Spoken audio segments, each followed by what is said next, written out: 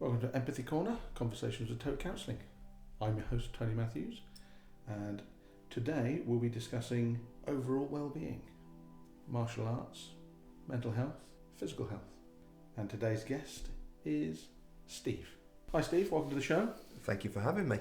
You're an avid martial arts gentleman. I am.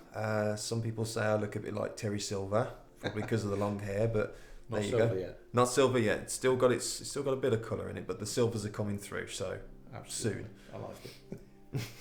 So, you've been doing it for many, many years. Since I was 14 or 15 officially, jiu-jitsu, Japanese jiu-jitsu, so that takes me up to 25 or 26 years. Wow. Prior to that, karate, judo, an art called Aikido, and I also did a little bit of wrestling training when I was younger. British wrestling. Wow. Any championships or anything like that? Or? No. No. Didn't go that well. I wasn't up to speed on a lot of stuff like that. I'm a late bloomer. Gotcha. Okay, so what got you into martial arts in the first place? You said you started off with the wrestling. Well, actually, as far back as I can remember, the first art I ever did was karate. I can't remember what form it was. I remember where it was. It was in Birmingham at a place called The Mint. Yeah. And it was a really old school sort of gymnasium hall, big high bleachers, wooden horses, that kind of stuff. And I just remember going for a few lessons there as a kid, not really knowing what I was doing, but I liked it. And then later on, when I went to a different junior school, I got into judo. And because I was a little bit shorter back then, I actually really enjoyed judo. And then I had a growth spurt when I was a bit older, and I couldn't do it anymore because I went from 5 foot something to 6'2" overnight. And then I was looking for something a little bit different, and a friend of mine recommended jiu-jitsu at the school we were at because my ambition was to be in the police, and he said, the police use jiu-jitsu. Yeah. So me being naive, I said, okay, I'll give it a go. I went there and I was hooked, absolutely hooked from day one. So I'd done previous things before that and it didn't make a lot of sense, but I got to where I was and something just clicked, and it said, this is what's going to work for you. This is what you need to do. Yeah. I understood it. I could follow the instructions, and it felt like I was learning. So I stuck with it. Awesome. So, what's the reason you've stuck to it as long as you have? What's the word? What's driving me? What's the attraction? We'll go with attraction. What draws you to it? It's very hard to say.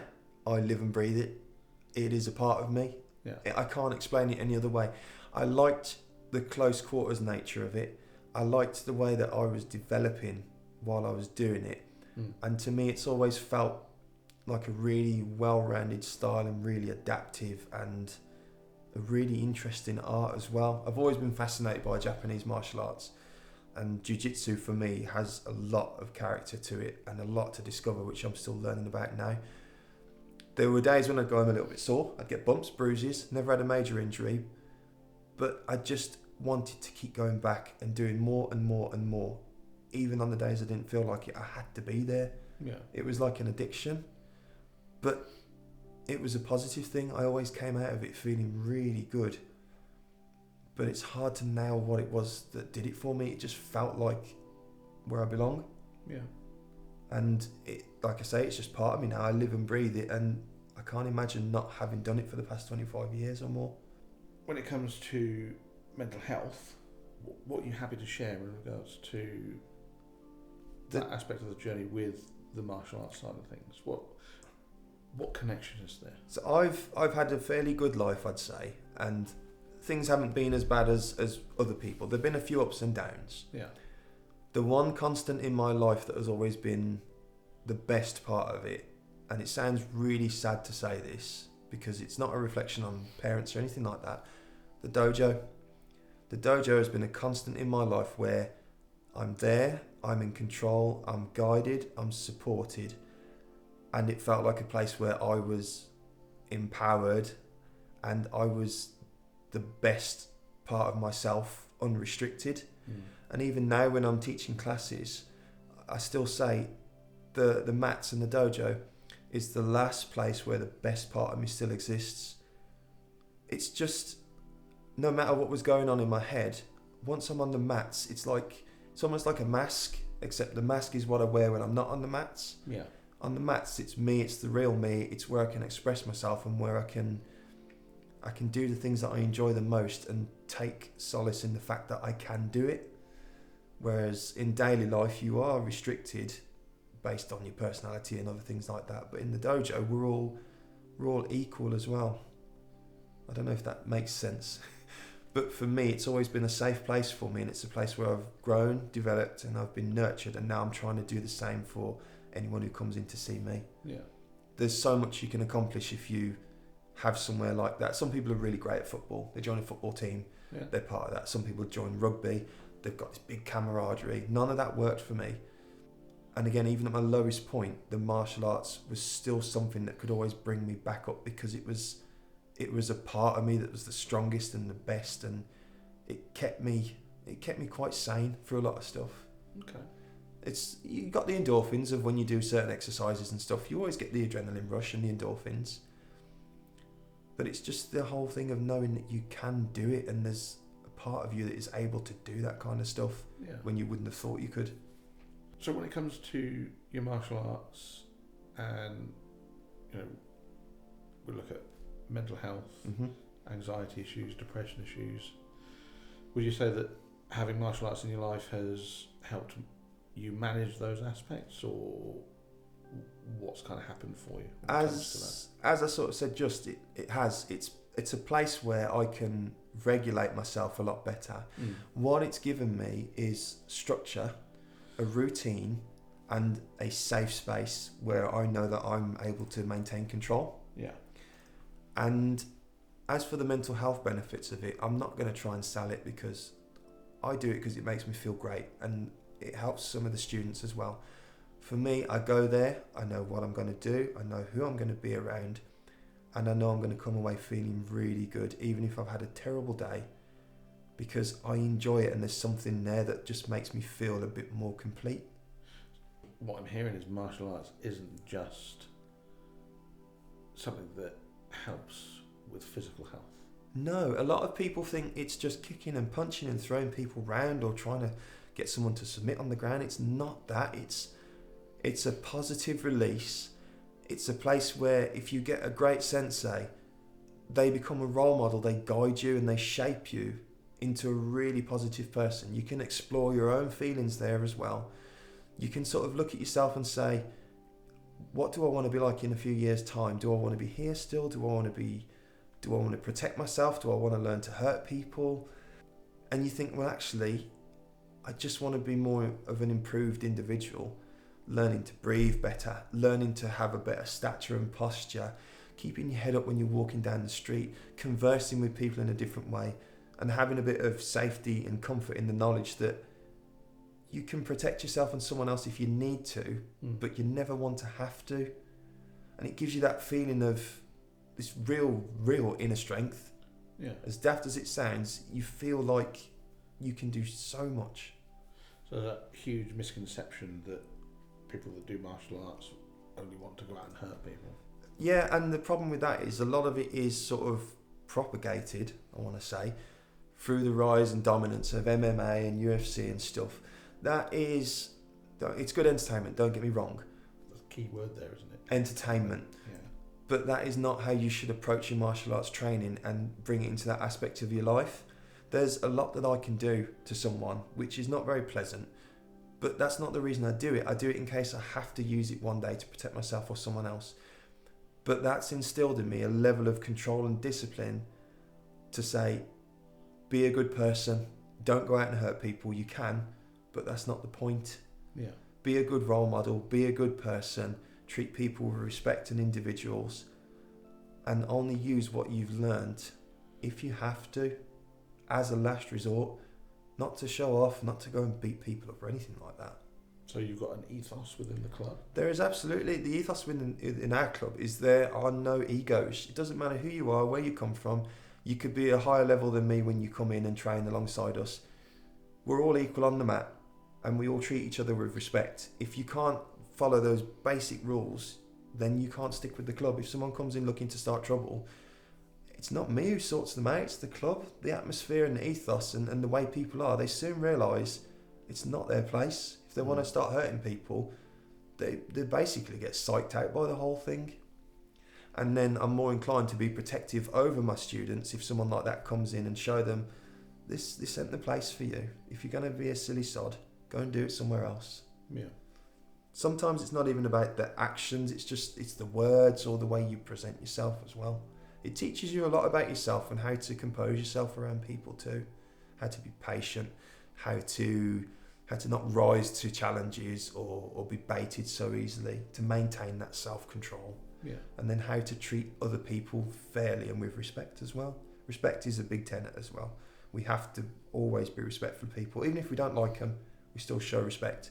If they break that respect, then that's a different story. Then you don't have to show it or give it, but it's nice too. When it comes to your mental health, Yes. can you share a little bit about the struggles that you've gone through? Of course.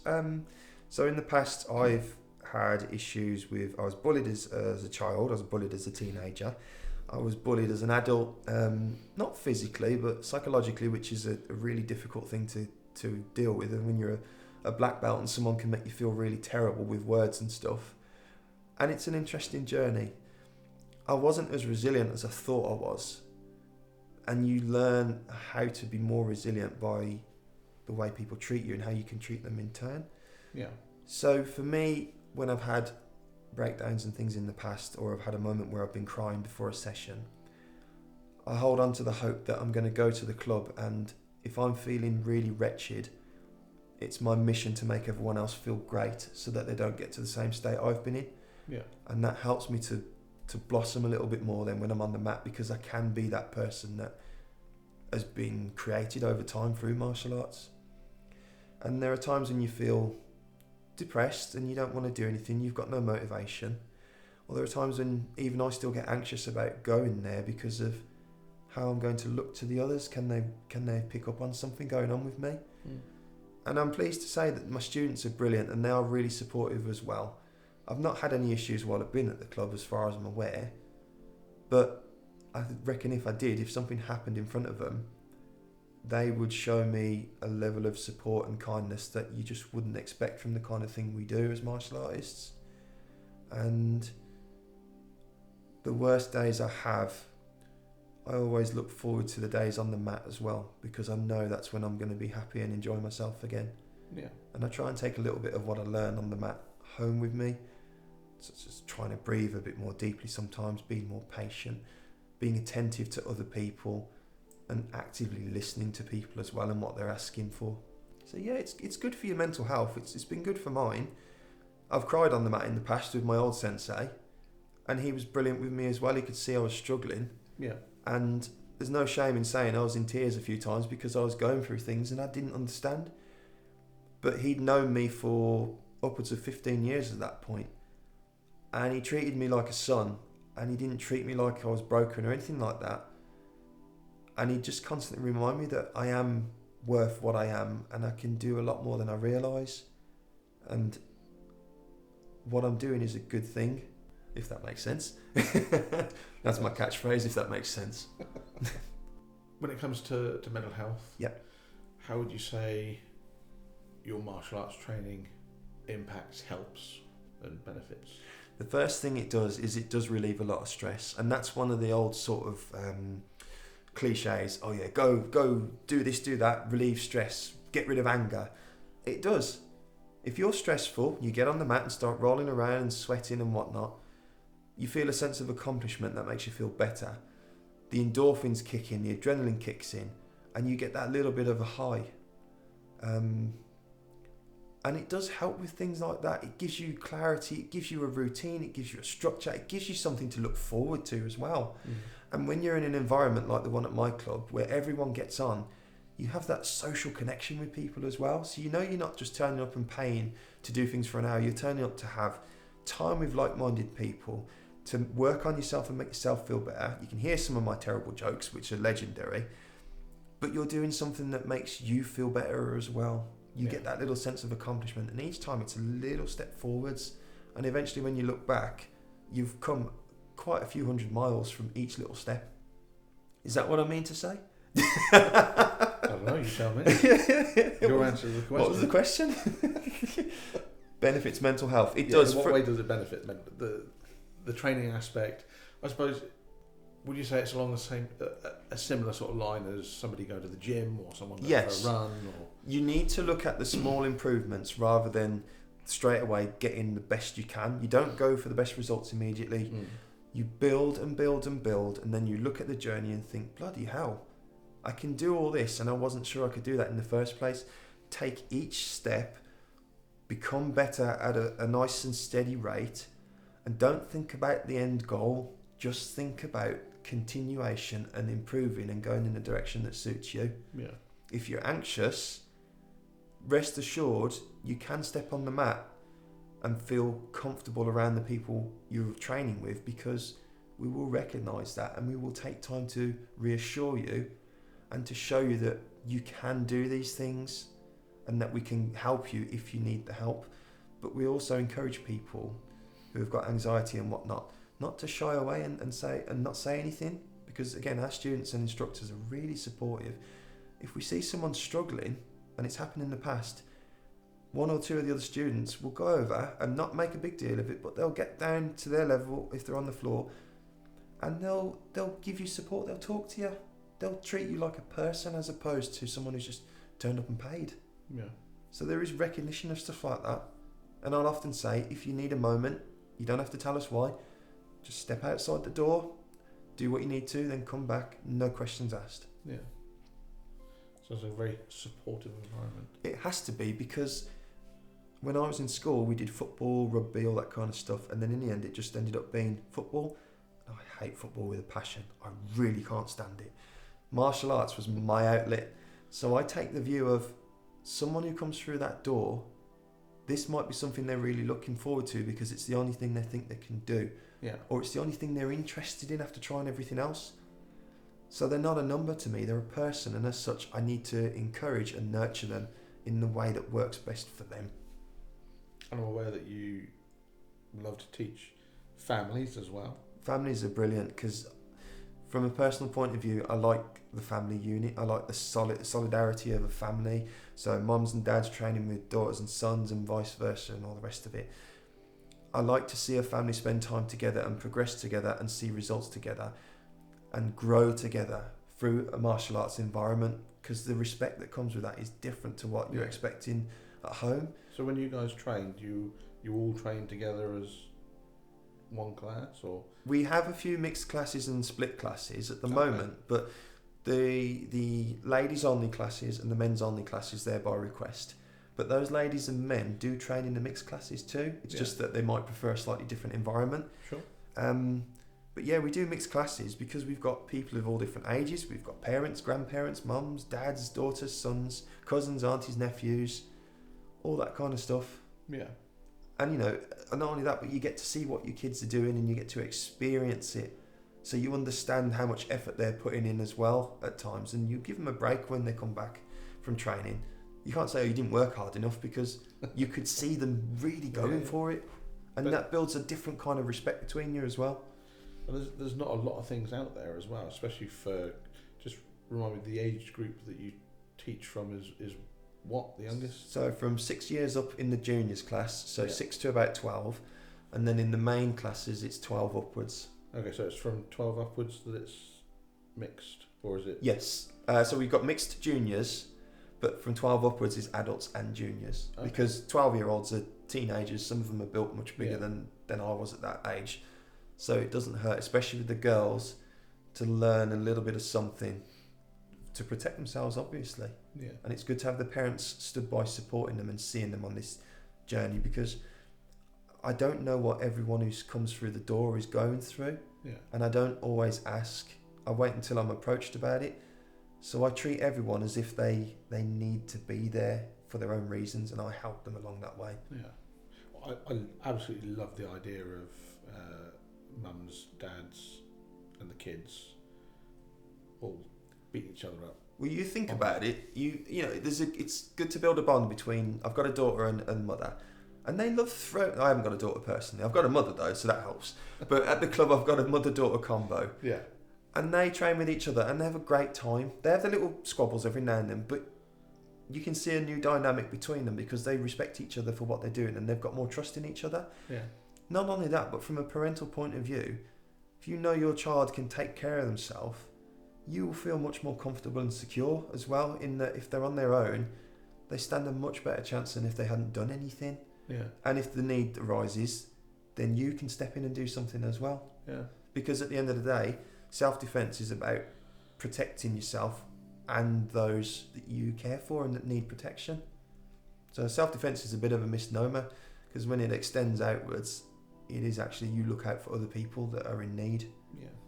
When it comes to emotional resilience and coping with stress, how does martial arts translate? So emotional resilience is an interesting one, because if you go into a class and you do something wrong and you're told it's wrong, your first reaction is to get upset and annoyed, because not because you've done it wrong, but because you've been told. Yeah. So one of the things it teaches us is to accept constructive criticism, to accept failure, and to accept that we have to learn over a gradual period. So eventually, when someone says you're not doing that quite right, you're not going to go, well, you should show me how it's done properly. Then, okay, no problem. What do I need to work on? Different mindset. You approach it with the mindset of, if I'm being told I'm doing it wrong, I'm going to ask for help and it's not a problem, rather than they can't be telling me it's wrong. Yeah. In terms of what was the other one? Confidence? No? Or we're going to Manage and cope with stress. Stress. Okay, so stress is a good one, because whilst you're there, again, you release the endorphins, which really help you to feel better. But if you've had a really stressy day, you're pent up, you're het up, physically your shoulders are going to be crunched up and tightened in. You can see people come into the mats and they are stressed. You can see it all over them. Yeah. By the end of the session, it's gone. It's loosened off because you found a positive outlet. You found a way to relieve that tension. If it be punching pads, if it be learning for the first time, you can lift someone up and throw them over your hips or your shoulders. Suddenly that stress starts to fade away because you've accomplished something and you've forgotten about what it was that stressed you out. Yeah. Resilience wise, the same thing for when you feel a little bit of fear or something. You learn to cope with someone getting into your personal space. You learn to cope with body language that would normally make you feel uncomfortable. And you learn to deal with someone who can be physically overpowering. And gradually you build up this much more resilient person, this version of yourself that can then translate outside the dojo. Yeah. It's a long journey though. It does take a lot of effort. It's not something you learn overnight. So you can't come in and expect to be taking on everyone after one lesson. It doesn't work that way. Yeah, there are those. Would you say there is no such thing as a poor student? No, only a poor teacher. It's as simple as that. I've taught people in the past, and unfortunately, if they've left, it's down to my inability to teach them or to give them what they need from me. And if another teacher can do that, brilliant, more power to them. But generally, the student is not the person to blame. It is the instructor. Yeah. And I have seen instructors in previous lives where they could do much better for their students, but they don't.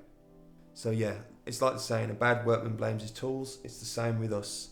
Yeah. A bad sensei or a bad instructor will blame the student. It's not the student, it's how you talk to them, how you get them to understand and comprehend what you're asking of them, and how you nurture and develop them. Yeah. If you can't do that, you can't blame them.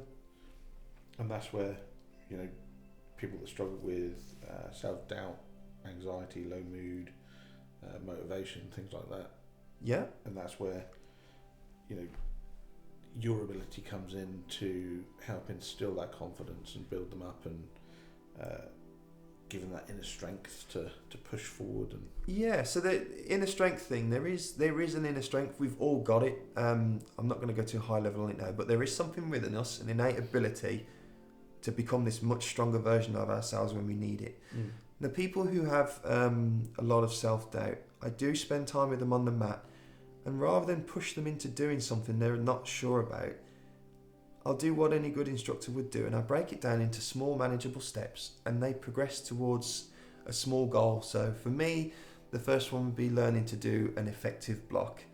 Then it would be learning to throw someone over your hip or your leg, and taking the various stages to show you can do it, but we have to do this, this, this in order to achieve that. We can't just go A to Z, A, B, C at a pace that suits you. And we take time to explore the technique and the person and how they're going to achieve that. And we work together. With the low mood, as cheesy as it sounds, I will tell jokes and I'll say things that make people laugh in the dojo. So one of the things we have is we have a little bit of comedy in the club. Because I tell jokes, the other instructors like to tell jokes, and I let the students have banter. Now, I'm traditionally trained. I am very strict if I need to be. But in the current world, people need a little bit more TLC and human touch. So rather than bring people in and shout at them and tell them they're wrong and make them feel worse, I will tell them jokes and I will make remarks about myself and things like that, just to break the ice and to make them see, oh, he's actually another human being. He's good at martial arts, but he can make us laugh, and he gets me. I'm a person. Because I did want to be a comedian at one point as well. I really did. I wanted to be a comedian when I was younger. How did that go? It didn't go very well. And the one day I was actually due to do a show. Is that why you do the martial arts, so you can fight them off when it doesn't go so well? Yeah, because when I was bullied, I learned to use humour. So I carried that across. But I was meant to do a show the once with a friend, and he backed out in the last minute, so we didn't do it, and that ended that. But yeah, it's important that people enjoy what they're doing and that they see you as a real person, because although I'm there as the instructor and the authority, I am approachable, I am a person, I have feelings the same as they do. So I want to show empathy and sympathy. And I don't mind jokes in the dojo. People smile on the mat. That's a good thing. Yeah. People look miserable, they never come back again. That's not a good thing. See, whenever I've been to a dojo, years ago, it was always very much like Karate Kid style. Everybody screaming, everybody shouting, everybody doing everything in a line. Been there, done that. Yeah. Been there, done that. There is an appeal for that, but in my understanding and part of my journey, my mental health journey, is I've had to learn to lighten up. Yeah. Not be so serious. I can achieve without being overly serious. And I have to consider the people that I'm teaching, because one person on the mat I'm teaching, they might have severe depression and not show it. And I don't want to draw attention to that. I want to give them the best I can possibly give them to show them that I'm treating them as an individual, not a condition. Yeah. And whatever means I have to use to do that, I'll do that. So do any of your students come in and tell you that they've got depression and anxiety? And I've had quite a few. There's been one or two in the past who have talked to me after a few weeks and said, I didn't want to let you know originally because I wasn't sure, but actually I suffer from deep depression and a few other things. And what I'm doing here has really helped, and your attitude and your approach have made me feel really comfortable and confident in what I'm doing. And that's great to me. It's music to my ears, because it means I've reached a person in a way that originally I didn't set out to do. That's a wonderful compliment. I originally set out to teach martial arts. Yeah. And what I've found over the years is that I don't want to say it in such a crass sense. I'm not fixing people, but I'm helping people to regain a part of what they feel they've lost in the way that I know how on the mats, or I'm showing them that actually they have got this ability to achieve and they've got potential to fulfill, and they might just have found a way of doing it with me, and I'm knowingly or unknowingly helping them achieve a small part of that. Yeah. I mean, it worked for me. But yeah, I've had a few in the past. I've had some very serious issues at my old club in Birmingham, and can you elaborate a little bit more in regards to some of these issues? I've had at my old club in Birmingham, I've had cutters, I've had women who have been physically, domestically abused. I've had people who have gone through marital issues and suffered deep depression. Yeah. And I didn't really use counselling skills or anything like that at the time, so that's where I started to develop this thing of being humorous, talking to them as a person rather than a black belt, telling them what to do and trying to help them discover what it is they needed from me on the mats to make them feel better that day. Yeah. And eventually you do get results, and some of it is very difficult. You take it home with you, and some of them do need a lot more attention than the others, which is a very hard balance to do as an instructor, because everyone should be getting equal attention. But the problem with me is, although when I'm in the dojo I've got my instructor hat on, I've still got that humane part of me, that there's a person over there that looks like they may be in need, or there's a person over there who looks like they need support. Yeah. I'm going to give them that above all else if I can. It's hard to be a black belt, a sensei, and a person at the same time. They're three very different things in my opinion. Seems like you manage quite well. I do, which is probably why I've got 3 different hairstyles for different occasions. The silver look being one. The silver, yeah, the Terry Silver look apparently. When it comes to the club now, Yep. the change of the club, organic. Yes. Tell us a little bit about some of your students, how things work, and how you manage with the depression and the anxiety that comes in the door today. Okay. I've got a few students who over time with me I've seen a bit of a transformation in. And again, it's not calling attention to what is going on with them, but because they make me aware of it, I can take steps, subtle steps, things that aren't very obvious and big, to guide them in a direction that would make them feel more comfortable and confident in what they're doing. So if I know someone comes in and I can see they've not had a good day, I will make them a hot chocolate or a tea or a coffee, and I'll let them drink that before they get on the mat. If things are serious during the lesson, I will go off and make them a drink or something like that, a small token gesture to say, I can see you're having problems. This is me showing you I'm acknowledging that, and I care enough to give you a moment or two to find your feet and feel well again if you can. And I try and take that approach with everyone where I can. So I've had people who've come in that used to look at the floor. Now they look straight in front of them, they've got a straight back. I've had people who wouldn't talk. Now they'd love to be part of the conversation. I've had people who were so shy they wouldn't move, they'd freeze on the spot. And again, I've taken the time to nurture them, to show them what their possible, what their potential is and what they can do. Yeah. And allowing them to explore that as well, rather than pushing them towards it. There's been all manner of different students at the club, and the other thing is, with some of them, I play board games outside of the club. I know that people say, but you're a sensei, you should be having that fine line between the two. Why can't you be friends with people and teach them martial arts and be there as a role model or a guide for them at the same time? Yeah. You know, you can't be what people expect you to be. I think you can only be what you are.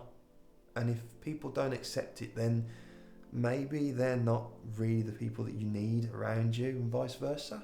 Yeah. I know, we'll have a few sessions at the club on Saturday. I'll meet up with a couple of them and we'll play board games and have takeaway at my house. And I'm not Sensei anymore, I'm Steve. Yeah. I'm playing video games, I'm playing board games, I'm swearing, I'm overeating, which I like to do a lot lately. There we are. But they can see that, they can see I am a person just like them and I get it, I understand. Yeah. But it certainly sounds like that is the element that you bring to your club, for sure. You know, everybody's a human being. Everybody is a human being. Everybody feels, everybody has anxiety. Everybody has depression. Everybody has their own challenges. Everybody has a bad day. Yeah, some of us have really terrible days when we get there, and then after an hour and a half, it's like nothing ever happened. Yeah. Everybody has their own challenges, and as I say, each person that comes onto the mat, I don't ask, I wait to be told, and then rather than make a deal of it, I do it tactfully. I work out a plan that works best for them to help them progress. Yeah. And I work to what's more suitable for them in terms of how to develop them on a psychological level with the martial arts as well. Well, I'm sure everybody out there listening has a similar question. Have you ever had to use what you know? Yep. Unfortunately. And I say unfortunately because the hypocrisy of it is I learn what I do so I don't ever have to use it. Yeah. And my sensei used to say the same. We learn to do these things to then present ourselves in a certain way that will make us feel more confident and safe in ourselves and not draw attention. So if I was out in the street walking around with my face looking down at the floor, straight away I'm giving someone a signal that I feel weak, I feel vulnerable. If you attack me, I'm not going to resist or put up a fight. Yeah. If I walk with my back straight, look forwards and mind my own business, maybe even smile, people aren't going to be interested in that because they can see confidence. In the occasion where things have happened, and things have happened to me in the past, I have used what I know, and I'm lucky to be here because of it, to be honest. Okay. I've been knifed, I've been beaten up once or twice, usually when I can't see what's happening. So someone punched me from behind once, split my lip, I've got a scar, couldn't see what was going on, couldn't do anything. And then when I turned around and decided it was time, there were more of them than there was me, and you make a sensible judgment call then. So I walked away from it. Another time, someone sucker punched me, and whilst I had that moment of being flashed and stunned, a Stanley blade was whipped across my forehead, and then they all ran off. Yeah. So it doesn't matter how good you are and what you know, things can always happen when you are prepared for them as well as not prepared. If someone sucker punches you, there's not a great deal you can do about it. Yeah, there's no guarantees. There's no guarantees, and I've said to anyone who comes to the club, and I'll put it out there now, as martial artists and instructors, we cannot make you invincible. We cannot give you a one-size-fits-all approach. We can give you the best set of tools possible that we have and the knowledge we have to give you the best possible chance of protecting yourself and defending yourself. But we can't guarantee that when the time comes, it's going to work exactly as you planned, because nothing goes to plan. Yeah. You know, you've got your fight, flight and freeze response. 9 times out of 10, the best thing to do is run. The best advice I can give anyone about fighting is avoid it. First instance, run. If you can't run, grow wings and fly. Freezing is an entirely different matter altogether. If you know what I know and you freeze, there's no guarantee that you are going to be able to stop someone unless you're able to get through that freeze mechanism. And I know that sounds like I'm saying, well, don't do martial arts because it's pointless. It's not that. We've got human nature we need to override, and the training gives us that template to slowly work over through these set patterns so that when the time comes, it will be a more natural reaction as opposed to a mental reaction. It will be a physical reaction that your body can do. That's what all the drills are for, though, isn't it? It's the same in anything. The more you repeat something, the more it becomes second nature, the more you can do it naturally. But yeah, it's not a nice subject to say, actually, I've been beaten up in the past. But even the biggest, strongest people, if they don't see it coming or they don't have a chance, then, you know, you can become a victim that way. Yeah. And it's crap, it really is. And that's another reason why I'm quite protective of students who have had that issue in the past, because I know full well what that feels like, and I want to encourage them and let them know they're safe with me. We can work on things. I can't make promises, but I'll give you the best chance I can, and give them the best chance when it's time for them to use it. And then I've used it successfully as well, as we all have. So, you know, it's a lot of it depends on the person, not the art. It's the person and what you're willing to do and use. And that self-confidence. And that self-confidence that comes with it. You may be a 9th degree black belt, but when someone squares up to you, suddenly that confidence might just disappear for one reason or another. Yeah. It's just the way it is. But don't take that as a caveat to say don't do anything.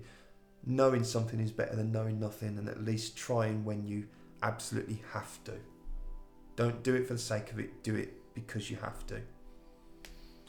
And the best defence is? Running away. Absolutely. People can say, oh, it's a second dan, it's saying run away. Yeah, run away. Absolutely. If you've got 6 or 7 people surrounding you and you can run. If you think you can take 6 or 7 people on, you're a braver man than me, and I'm a second dan in jiu-jitsu. I'm not going to stand there and risk it against a number that I know I can't handle. If there's 2 or 3, yeah, there's a good chance. If there's 1, there's a great chance. If there's more than I can physically handle and more than I can mentally handle, I am going to run as fast as I can until I'm safe. It's not cowardly. A tactical retreat is much better than losing your life over something that doesn't matter. That was the one thing that a knife fighting instructor that I had years ago said when he was asked the question, what's the best technique you can use in a knife fight? And he said, your legs. Yeah. That's why we do squats Get 'em and and star run. jumps. Yeah, get them and run. Yeah. Any martial artist will do a fitness regime which gives you strong legs for kicking, but if you look a bit under the surface, you need that stamina to run and to last and go the distance as well when you need to. Yeah, absolutely. So yeah, my advice there is, with what I've gone through, if you can avoid it in the first place, avoid it. Absolutely. Simple as. Only do what's necessary when you have to. Yeah. So I'm aware as well that you've recently taken the club to a competitive state. Our first competition, we were invited to competition. So just to preface this, I think so. Traditionally, we've never competed. We've always focused on self-defense. Mm-hmm. But over the years, I've thought it would be nice to go and enter a competition where we demonstrate kata, or where we spar, or we do weapon drills or something like that. So the opportunity came up recently, and I thought it was about time, because my students, I want to give them that little extra thing that I didn't have, that we didn't need when I was doing it. Yeah. So we had 9 students enter a competition, an all-stars competition. They demonstrated kata and weaponry, and we came away with some trophies, which was really nice. 7 out of the 9 students came away with trophies. 1st, 2nd and 3rd place. 1 3rd place, 3 first and 3 second. And that certainly says a lot about your club specifically, really, doesn't it? Well, it was the discipline and the fact we entered into a competition that was, karate is not strictly our style. It's within what we do, but this was mainly a karate event, and there was a few other mixes in there. Yeah. So we entered under the guise of using karate for the karate katas and the weapon drills. Yeah. And I'm really pleased to say we came out really well for it. So it's good to see that development from the students and their confidence to get up there in front of this massive audience that was there on the day. Yeah. But also to realise their own self-worth, that actually what we do, it does matter on different scales. So as well as personally, they can go and do a demonstration for others for that gratification. Yeah. And it's recognised for being to a high or good standard. It's not something we're going to focus on much in future. If the opportunity comes up again, we will discuss it. But self-defense is our priority. It's Sure. just nice that we can extend our arms a little bit and do that. Extend our arms? Spread our wings. That's it. That puts you into the community massively as well, doesn't it? It does, especially with the majority of the trophy winners being girls in the club. When we entered, it was mostly my ladies and the girls that come away with trophies. So that was a good thing, because it would make them feel better as well. Well, yeah, absolutely. You know, that confidence side of things, the issues with anxiety, worry, panic. But also saying, look what I've achieved. Yeah, absolutely. Look what I've achieved that I didn't think I could achieve. And for me, saying, look what my students achieved that I wasn't sure I could give them. Yeah, and that's that confidence, isn't it? It is. So that made me feel a lot better, knowing that they can go out and do this and get recognition from other high-level instructors to say, do you know what, your skills are good. This is how we show you in the form of a trophy or something like that. And some people just need that. They just need to know they've done a good job and that they've got that gratification. Yeah. In the form of a physical object, which is a trophy. It's nice. It's nice to have. It's not the be all and end all, but it does show you a little bit of worth that you might be looking for. Yeah. Fantastic. Well, I look forward to hearing more of the competition side. Oh yeah, the Sakai Taikai. Those of you who are listening will get that joke and reference. So for someone dealing with depression or anxiety, if I could change, you could change, anybody could change. It's a great show. Yeah. For anybody that's dealing with depression and anxiety, that comes to the club, what advice would you give about starting martial arts training? Because of obviously you mentioned it before that students come in. Yep. And they haven't immediately told you that they're struggling with depression and anxiety, or they've been in abusive relationships, yep. or they've been on the other end of an assault or something like that in the streets, and they've kept it quiet and come in. How do they approach me in that instance, and what we're doing? Basically, yeah. I mean, because obviously, your student base is going to be growing, yep. and some of the listeners here, come to your club or find another club, but how do you allow them to broach that subject? So from my point of view, with my own problems I've had with depression, anxiety and PTSD, there you go, it's out there now for the world to know. I know how you feel. I know how it feels. I know how it can hold you back. If you want to come and train with me and my students, I and they are there for you. We'll help you however we can. Our intention is not to make it any worse, but to try and make it better.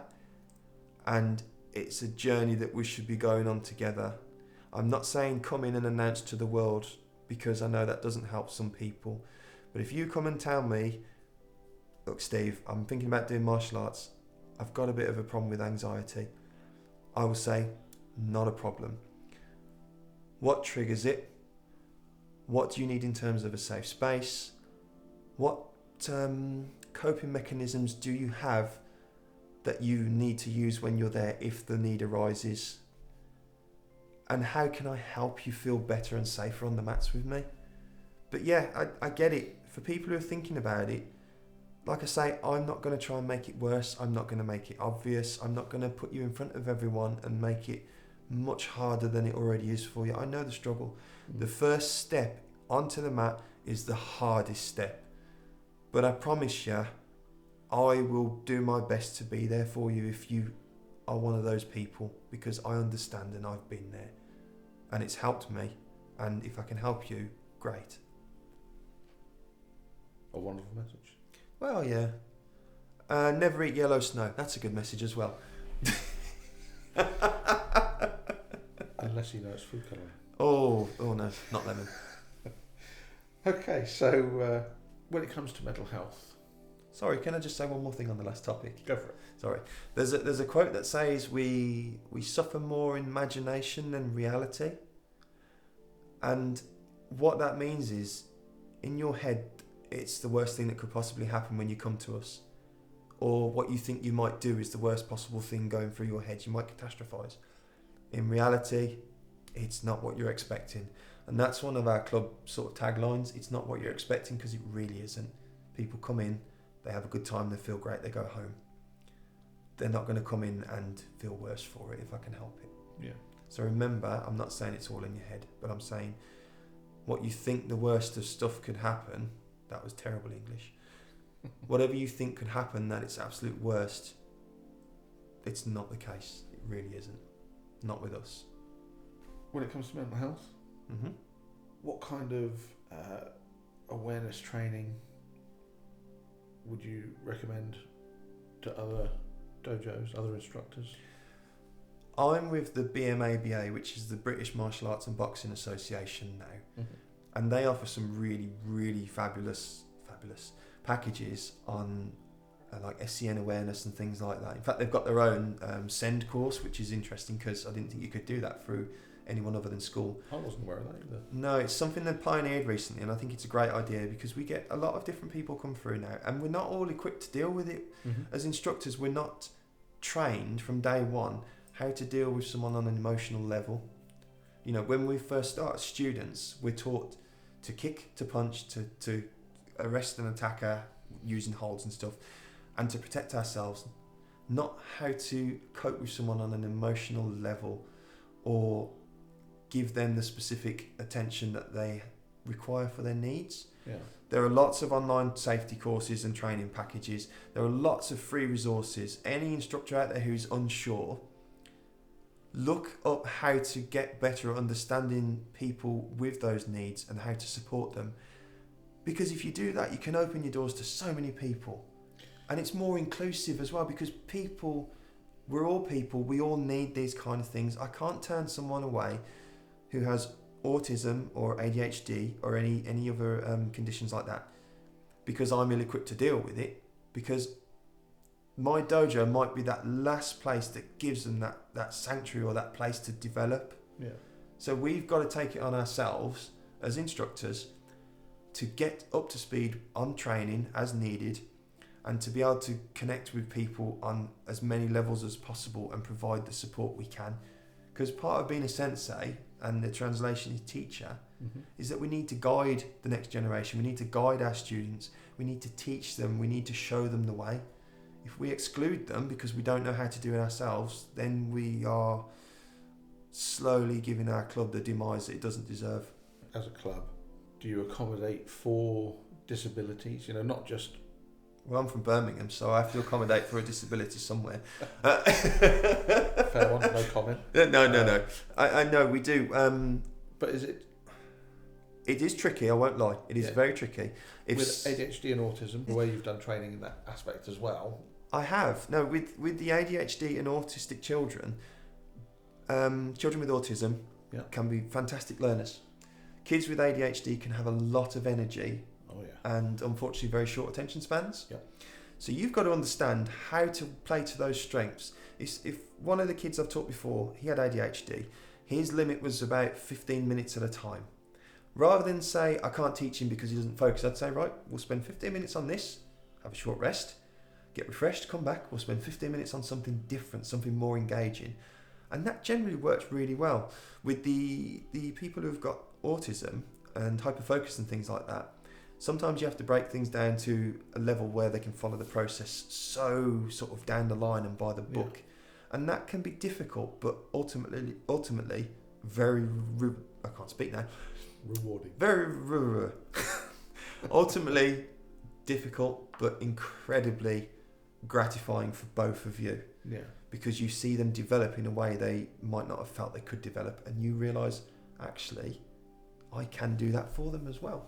So your dojo is very, very autism and ADHD friendly for both adults and children. I do my absolute best for anyone who comes through the dojo with whatever support needs they have. I will always do my best, and if I am unable to deal with that, I will be honest enough to say, look, I'm really sorry, I might not be equipped to deal with this at the moment. I wouldn't want to put them at your children or yourselves at any further risk or harm, or make you feel that I'm just taking you for a ride because you pay a fee. Yeah. So I do read about stuff and try and get myself up to speed on that as much as possible, and then each lesson try and ensure that I can give that student the absolute best experience they can get. Yeah. Without pandering to them and pampering them and making a big deal of it. Okay. You know? Fantastic. Okay, well, I think that's a great place to end things there. So the club is doing well. It's situated in Barnstaple. Barnstaple, we are next door to Camel Glass in Widden Valley. Don't be scared of where it is. It's actually a nice place. It's quite easy to get to. And myself and the other sensei who co-op the dojo, we work together and we co-op a dojo, which is a rare thing as well. Yeah. We just call it the dojo because that represents what it is. It's a place to come and learn and train. Fabulous. Okay, well, thank you very much for coming in and joining us today and sharing everything with our listeners. No worries. In a few months' time, in June, we are going to be doing a 12-hour marathon session, which is also sort of an open day, to raise money for the Children's Hospice Southwest. If anyone's interested, just ask them to get in touch if they can.